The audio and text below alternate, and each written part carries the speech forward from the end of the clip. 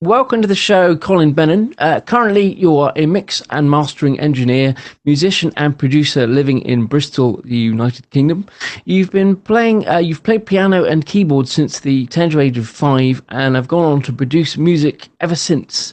DJ and part of seminal psychedelic dance act, OOOD, a 4-piece electronic dance music act, having performed at parties, clubs, nightclubs, at festivals across the world for 30 plus years now. So it's great to have you on the show, Colin. Thank you so much for joining us. Please do tell us more. Oh, thank you very much for inviting me on. Music has always been an abiding passion in my life. One of my very first memories is of a practice room at Exeter University in the music department there, where my parents were showing me around where my dad was working at the university, different department, but yeah, they had an open day. And one of my first memories is of a practice room with a piano in one corner, and then there's a table with an old EMS Putney synthesizer on the other.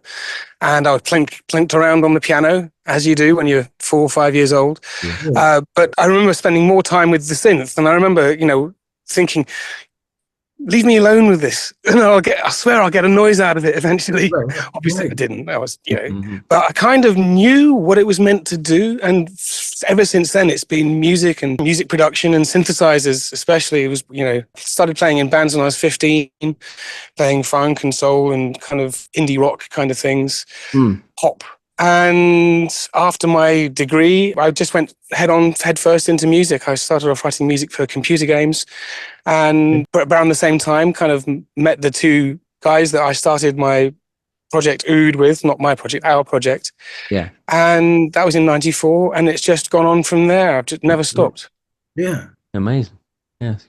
And in about 2005, I mastered another project of mine's album.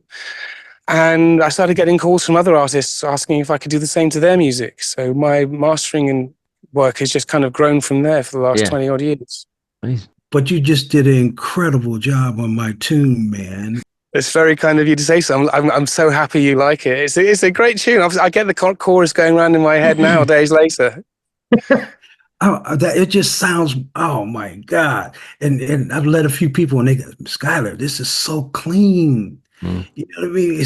You can hear every instrument, I didn't think, people that don't play music really get into those intricate parts like that, right? But I see they do. The idea is to make the music sound as good as possible on as many different sound systems or playback systems as possible for the greatest range of listeners. And I'm a little bit obsessive about sound in many ways. And so I want to try and make my master satisfy people like yourself and others who are kind of obsessive about sound in the right way, as well as sounding just plain good to people who don't have an overview of the details behind it. I just want to make stuff sound as good as possible. So being able to do that for you was an absolute pleasure and a joy. And I'm so glad that people are liking it. That makes me happy. Well, you did a fantastic job. Let me ask you, do you write lyrics as well? I have done in the very, very dim and distant past, but it's not something that I've done recently. Although, I flatter myself that I've got a good ear for a melody. I like writing melodies, and the melodic side of dance music is where I come from. So, yeah, I'm sure I've got a song or two in me somewhere. Yeah, it's just that, they're all conversations, right? I guess, yeah, between you and the listener. When I'm at a party and I see people talking in groups. And they're concentrating on a subject, right? I'll see where people start gravitating to that subject, and I write that's the hook. I've been on like 2,500 records, right? So I can tell if the hook is just going to grab them. Now, your verse is your opinion of the hook, right? The verse is your opinion of the hook. Yeah. That's an interesting perspective. Well, check this out. The last thing you say in your verse has to make sense going into the hook. Yeah. It's got to be like, I knew you was going to say that. Yeah, it's got to be the obvious, not quite the obvious thing, but in retrospect, it needs to surprise and draw the listener in. But in retrospect, it's like, that's the perfect hook for that last line of the verse. That's what it needed to really satisfy. It's really important. The last thing you say going to the hook, that it makes sense, right? And so, and the best ones do that. It was just like, I knew you was going to say that. I knew you was going to say that when you started. But and for the verse, you're thinking about what you're going to say in the hook, and you start writing about, man, okay, if I say this is going to bring me into that. Yeah. Right? I teach you how to do it, Colin. I've taught so many people, it's ridiculous. I'm up for learning that. You already have all these melodies in your head, Mm. but the subject and the melody, I like verses that kind of fool you a little. I guess they make you think that you're talking about, that they're talking about one thing in particular, but then the chorus comes along and it kind of goes sideways, but still making sense of the verse, and it makes you see it in a different perspective, and it kind of changes the conversation a little bit, I guess you might say, by kind of thinking, oh, well, you thought I meant that, but actually I meant this. Exactly. Mm. Now, and when you look at it, when I was with Sly and the Family Stone, and I had to learn them songs, all those songs were over at 3 minutes, guys. Mm-hmm. Yeah. They were done, and the reason was you got to get to that hook several times in the song. If you make a really sharp hook to it, where it's got the melody, it's going to get you every time. Yeah. And then whatever the story's about, right? If you can get that hook like that, But that's the most important thing. And when we was doing them songs, I'm like, damn, man, this is crazy. Because when you start thinking about now, some songs are 5 minutes. You know what I mean? It's crazy.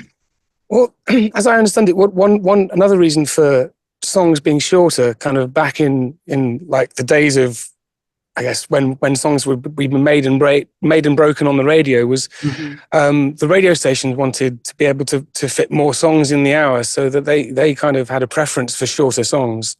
I think that was an issue for Queen when they released Bohemian Rhapsody, because that's like 9 minutes long or something. And I think no radio station would play it until Kenny Everett kind of played it on his pirate radio station, and the phones went off the hook instantly. And from that point, I think that kind of changed the game for songs a little bit, and it allowed people to explore more in the length of time that they had. It's well, when you look at Parliament Funkadelic, right? Them songs could be 20 minutes. Yeah, well, I think we're pushing the definition of song there, almost. Sure, it's got lyrics and perhaps, I don't know, you'd have to talk to George, but maybe even a narrative. But so much of them are based around the instrumental jams as well, and just wigging out and taking the groove and pushing it. And, with George conducting things, in his particular flow. I love it. Tom? I'm going to bundle this in a little bit with how people can see what it is you do now with your group OOOD, the Psychedelic Dance Act. Having looked at your website, you're very busy. You've got a load of like touring dates and all sorts of festivals and stuff coming up. The band has a gig in Japan, so they're playing at a festival called Green Magic at the 10th anniversary of that festival. Oh wow! And then in June we're I'm not quite sure how much I can tell you about this, because we're opening for a festival in Europe. Right. We're opening the main outdoor Psytrance stage. Okay. At the beginning of the festival. That's a major European festival, and they don't announce lineups beforehand. Right. You see, okay. So they sell all their tickets on the basis of just that everybody knows it's an incredible thing. It's really underground, but still pretty big. Yeah. What's your website details? How do people see what? The website is OOOD.net. That's OOOD.net. Okay. And you'll find details about all our albums there. Yeah. Some recordings of our live shows. The guys in the band that I work with, they're all fantastic DJs. Seriously, they're amongst the top flight of DJs in our little scene. So you'll find loads of their DJ mixes there as well. You'll find a history of the band, and there's a page about my mastering as well. Yeah. I was going to say, your master, I mean, which do you prefer, mix mastering or performance, or a little bit of both? Yeah. A little bit of both. Yeah. I prefer both. I've been doing this for quite a long time, and not nearly as long as you, Skyler, and certainly not at the kind of level that you've worked at. But in my little psychedelic trance scene, we've been around for a long time. I used to have dreams of playing on the festival circuit, 4 times a month, but that was never really possible for us. So I've kind of stepped back my ambitions, I think, for that a little bit.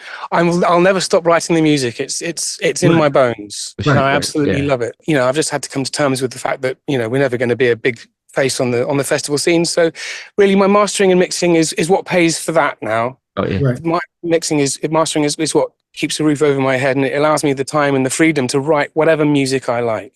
Which is great. And most of that's going to be in the psychedelic dance arena because that's my history. But yeah, you know, I do lots of other things as well when the time is right for those things. You know, I play piano, so I've got some solo piano stuff. Yeah. And I love collaborating with other producers on different stuff as well. I was talking to a drum and bass producer just the other day, and I think we may well work on something together. That's brilliant. Good stuff.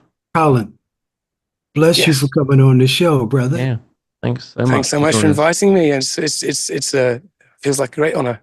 Yeah, man. It's such a cool show because it's just like you sitting in your living room, listening to friends talk, right? Just having a chat. About positive stuff. That's really, really cool. So, Colin, that you killed it on the mastering, man. Much love, brother. Namaste, namaste. Namaste to you too, Skyler. Thanks so much for inviting me on, guys. It's been a pleasure. Right on, brother. Thank you. Okay. If